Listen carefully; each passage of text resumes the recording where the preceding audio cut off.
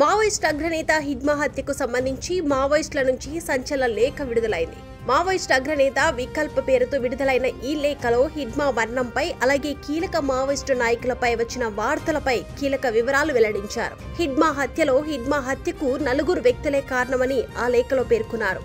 వారిలో కోసాల్ ప్రధాన కారణమని వికల్ప్ ఆరోపించారు. కోసాల్తో పాటు విజయవాడకు చెందిన కలప వ్యాపారి, ఫర్నిచర్ వ్యాపారి, ఒక కాంట్రాక్టర్ కూడా హిడ్మా హత్యలో పాల్గొన్నారని మావోయిస్టులు పేర్కొన్నారు. అక్టోబర్ 27న హిడ్మా చికిత్స కోసం కలప వ్యాపారి ద్వారా విజయవాడకు వెళ్లారని, ఆ సమాచారాన్ని పోలీసులు పక్కాగా తెలుసుకోవడంతో హిడ్మాను సజీవంగా పట్టుకొని అతనితో పాటు మరో 12 మందిని హత్య చేశారని వికల్ప్ లేఖలో ఆరోపించారు.